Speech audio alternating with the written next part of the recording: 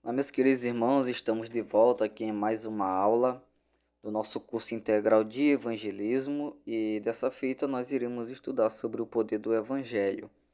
Nós estamos no módulo 6, onde nós estamos aprendendo um pouco mais sobre o evangelho do nosso Senhor Jesus Cristo. Nós já vimos a mensagem do evangelho, já vimos o que é o evangelho, nós já estudamos sobre citações de autores sobre o Evangelho, já vimos o alvo do Evangelho e dessa vez nós estaremos estudando sobre o poder do Evangelho. Por que o Evangelho é poderoso e o que é o poder do Evangelho do nosso Senhor Jesus Cristo. Passando aqui a tela para o nosso próximo slide. Leia comigo, diz assim: o Evangelho não é apenas uma mensagem ou uma filosofia de vida. Ele é o próprio poder de Deus para a salvação. O poder do Evangelho é visto em diversos aspectos: o poder para a salvação, o poder de transformação, o poder sobre o mal e sobre o pecado e o poder para a missão. Então, o Evangelho não é uma simples mensagem vazia, sem poder, sem graça, sem efeito, ou uma mera filosofia humanista, uma filosofia de vida, ou um discurso que tenha uma boa oratória, uma boa desenvoltura. Não, o Evangelho não é isso. O Evangelho não é apenas um discurso. O Evangelho não é um discurso político aí. Não, o Evangelho não é isso. O Evangelho é o poder de Deus para a salvação da humanidade. Esse é o Evangelho. E esse poder, ele é visto, aqui nós iremos ver 4 aspectos do poder do Evangelho. Nós iremos ver o poder do Evangelho para a salvação, o poder do Evangelho de transformação, o poder do Evangelho sobre o mal e sobre o pecado e o poder do Evangelho para a missão. E nós iremos ver agora o primeiro aspecto do poder do Evangelho, que é o poder para a salvação. O Evangelho tem o poder de salvar todos os que creem. Então, o Evangelho ele é tão poderoso, o Evangelho, que ele não se limita a salvar uma parcela de pessoas. Não, a mensagem do Evangelho ela só dá para ela salvar, por exemplo, 6 bilhões de pessoas. 1 bilhão, infelizmente, o Evangelho não tem poder de salvar essas pessoas. Não, o Evangelho tem poder de salvar todas as pessoas que creem nele. Se as pessoas ela crê verdadeiramente no Evangelho, o Evangelho tem poder de salvar essa pessoa. O Evangelho tem esse poder nele. Ele transforma a vida do pecador, libertando-o, melhor dizendo, da escravidão do pecado e trazendo a justificação pela fé em Cristo Jesus. Nós iremos ver mais sobre transformação mais à frente, mas o Evangelho ele é tão poderoso que ele arranca a pessoa da escravidão do pecado. Nós já estudamos aqui em algumas oportunidades neste curso sobre o poder do pecado sobre as pessoas, que as pessoas elas estão debaixo do pecado, são escravas do pecado, são servas do pecado, estão escravizadas pelo pecado, precisam ser libertas do pecado e o Evangelho possui esse poder de libertar as pessoas do pecado e trazendo a justificação em Cristo Jesus. Então, em Cristo Jesus, as pessoas que creem no Evangelho, que vivem de acordo com o Evangelho, com os princípios do Evangelho, essas pessoas elas são justificadas por Deus. Continuando a leitura, o sacrifício de Jesus é eficaz para redimir qualquer pessoa, independentemente de sua história de vida ou gravidade do pecado. Isso aqui é interessante pontuarmos, por quê? Porque às vezes algumas pessoas, e eu espero que isso jamais aconteça conosco, as pessoas elas acreditam, creem no Evangelho, mas não creem que o Evangelho tem tanto poder assim. Elas acabam fazendo a acepção de pessoas sobre quem o Evangelho pode salvar, quem o Evangelho não pode salvar. Quem são as pessoas que darão uma resposta positiva para o Evangelho e darão uma resposta negativa para o Evangelho. Aí elas olham a pessoa, observam a pessoa, a característica da pessoa e dizem assim, rapaz, aquele ali não vale a pena nós pregarmos o Evangelho para aquele camarada ali. Ele só vive nas drogas, só vive aprontando aqui na comunidade, então nem adianta pregar o Evangelho para essa pessoa, vamos para outro. Então, isso aí é fazer acepção de pessoas. Só que o sacrifício de Jesus, ele é eficaz para redimir qualquer pessoa, independentemente da sua história, independentemente dos seus pecados, da gravidade dos seus pecados, da gravidade dos seus erros. O poder do Evangelho, ele é eficaz para redimir qualquer pessoa. E se o Evangelho, se o sacrifício do Senhor Jesus, ele é eficaz, ele é poderoso para redimir qualquer pessoa, independentemente da sua história de vida, do seu passado, então nós não devemos fazer acepção de pessoas quando formos pregar o Evangelho, quando formos anunciar essa notícia maravilhosa, quando formos anunciar essa mensagem poderosíssima, que é o poder de Deus para a salvação. Nós não podemos fazer acepção de pessoas para quem pregarmos, ou de lugar aonde pregarmos, aonde quer que o Senhor nos enviar, nós devemos ir, pregar o Evangelho do Senhor Jesus, demonstrar o poder de Deus, que é o Evangelho, poder de Deus para salvação das pessoas. Então, nós jamais devemos fazer esse pré-julgamento de quem é digno e de quem não é digno de receber o Evangelho, de ouvir a mensagem do Evangelho e assim ser redimido através dessa poderosa mensagem. Não, nós não devemos fazer isso, nós devemos fazer aquilo que Jesus nos mandou fazer, pregar o Evangelho a toda criatura. Não há acepção de pessoas. Não é pregar só para rico e deixar os pobres, ou pregar só para os pobres e deixar os ricos. Não, devemos pregar para todas as pessoas, independentemente de sua história, independentemente da classe social em que qual essa pessoa ocupa, independentemente da cor de pele dessa pessoa, independentemente do emprego que essa pessoa tem, independentemente dos bens materiais que essa pessoa possui, não, independentemente de tudo, devemos pregar o Evangelho a todas as pessoas.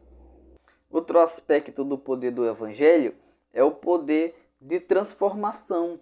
O poder do Evangelho não apenas salva, como nós vimos anteriormente, o Evangelho tem poder para salvar, mas não somente salvar, mas também transformar vidas. Aqueles que aceitam a mensagem do Evangelho são regenerados, tornando-se novas criaturas. Então, quando a pessoa permite que o Evangelho transforme ele, que o Evangelho possa entrar na vida dessa pessoa com esse poder de transformação, esse poder transformador, essa pessoa será mudada. Essa pessoa passará por um novo nascimento. Essa pessoa será moldada agora à imagem do Senhor Jesus Cristo, segundo Filipenses 1,6.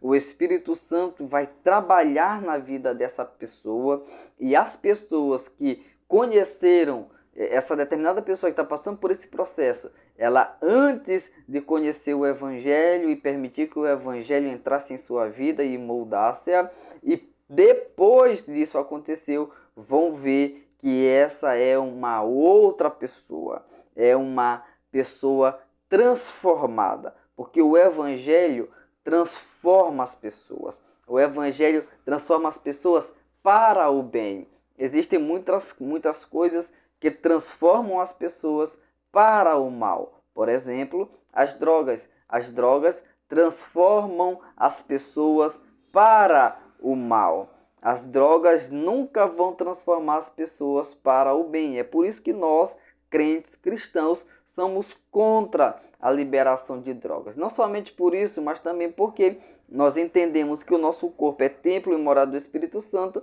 e as drogas destroem o nosso corpo, destroem o templo e morada do Espírito Santo, além também de trazer o vício, que é pecado, dentre outras coisas. Então as drogas, elas destroem, elas transformam a vida, sim, do ser humano, mas essa transformação é um aspecto negativo, porque elas transformam a vida do ser humano para o mal. Mas o Evangelho transforma a vida do ser humano no sentido positivo. O Evangelho transforma a vida do ser humano para o bem. Essa pessoa que antes estava à margem da sociedade, essa pessoa que antes era vista por maus olhos pela sociedade, dessa vez, transformada pelo Evangelho, ela será tida como um exemplo a ser seguido dentro da sua sociedade. Porque o Evangelho faz isso, o Evangelho transforma as pessoas.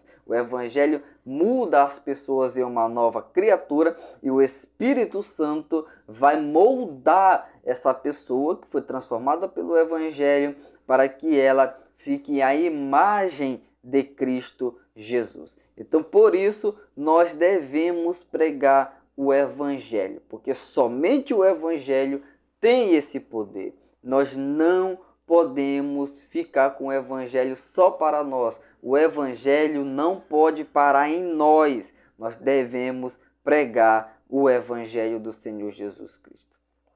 Em terceiro lugar, o poder do Evangelho sobre o mal e o pecado.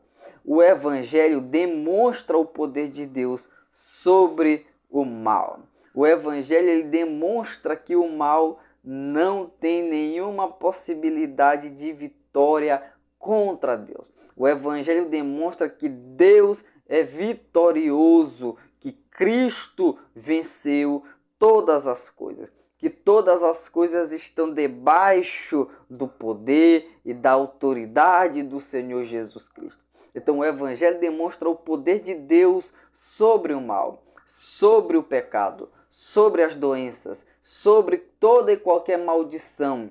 O Evangelho demonstra que Deus tem poder até mesmo sobre as trevas, sobre o reino das trevas que tem como príncipe Satanás. Através da cruz, Jesus venceu Satanás, o pecado e a morte. Olha só que paradoxo interessante. Para os religiosos da época e a maioria da população na época em que o Senhor Jesus morreu, quando eles olhavam para a cruz e viam o Senhor Jesus na cruz, para muitos ali estava acontecendo a derrota de Jesus, porque Jesus estava morto. Jesus havia perdido para o sistema político da época. Jesus havia perdido para o sistema religioso da época. Jesus havia perdido para o sistema cultural da época. Então as pessoas que passavam e olhavam para a cruz e viam ali mais um derrotado. Uma derrota. Jesus havia sido derrotado. Porém, aquilo que era... Apareceu uma mensagem aí. Porém, aquilo que era para ser uma derrota foi uma vitória. Na cruz, o Senhor Jesus venceu Satanás. Na cruz, o Senhor Jesus venceu o pecado. E o Senhor Jesus venceu a morte porque ele não está morto, ele ressuscitou e está vivo para todo sempre. Então aquilo que era para ser derrota é a maior vitória de todos os tempos. Não existe vitória maior a não ser essa vitória do Senhor Jesus na cruz. É por causa da vitória, do triunfo de Cristo na cruz, que eu e você temos a oportunidade de sermos salvos dos nossos pecados hoje.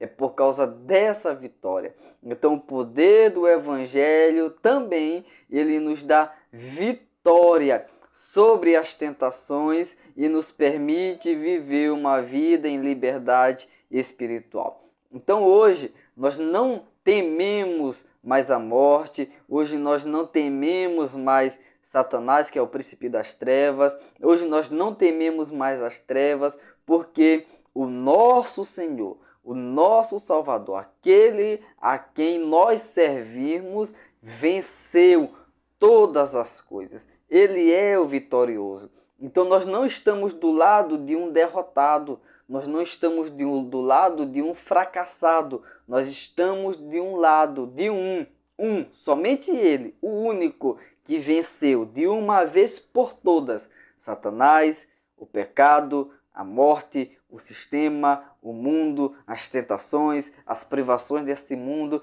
Ele venceu todas as coisas e nós estamos nele, unidos a ele, e nele nós somos vencedores também. Então, o poder do Evangelho nos dá a vitória sobre as tentações e nos permite viver uma vida em liberdade espiritual. Hoje, eu posso amar as pessoas sem esperar nada em troca. Hoje eu posso amar as pessoas independentemente de sua situação ou de suas situações.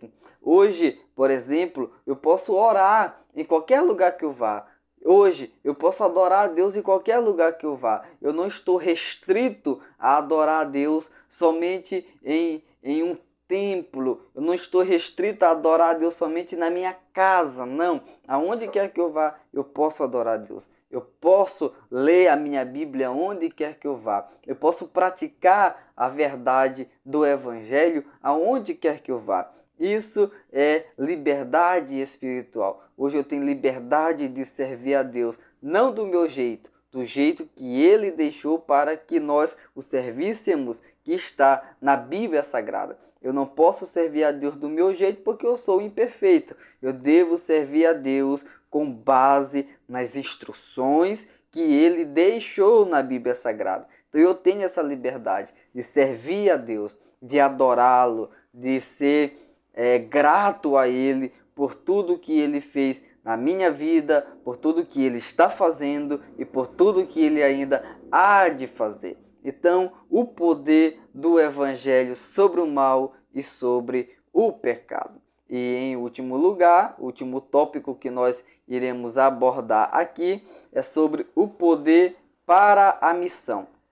O poder do Evangelho também está presente na vida daqueles que o proclamam. Então nós que nos dispomos a pregar o Evangelho, a proclamar essa mensagem extraordinária, o poder do Evangelho está também na nossa vida. Quando pregamos o Evangelho, o Espírito Santo age convencendo os corações.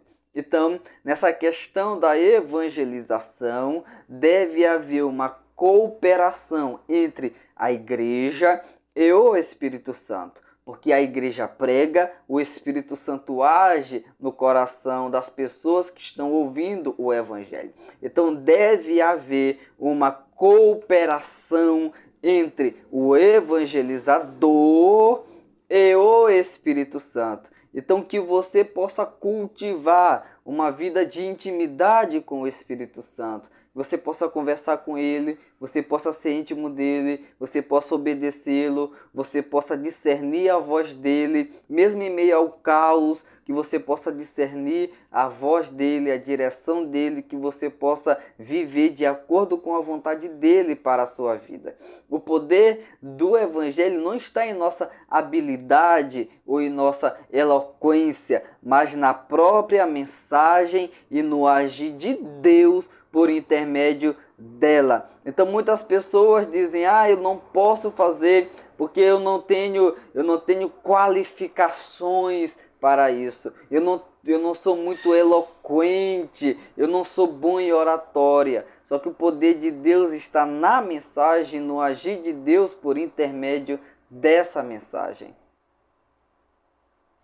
Agora é certo que eu não estou desestimulando você a estudar, não. Pelo contrário, estude, treine, estude eloquência, estude sobre oratória, estude sobre retórica, mas tenha em mente uma coisa: Deus pode usar isso, mas o poder de Deus não está na eloquência, o poder de Deus não está na retórica ou na oratória, o poder de Deus está na própria mensagem dele, e ele age através dessa mensagem. Então pregue o evangelho e o resto deixe com Deus. Deixe que Deus cure, deixe que Deus transforme, deixe que Deus batize no Espírito Santo, deixe que Deus convença as pessoas. Você somente se capacite, continue se capacitando e pregue verdadeiramente o evangelho. Que é esse o tema da nossa próxima aula. Então nos vemos na próxima aula em nome do Senhor Jesus Cristo.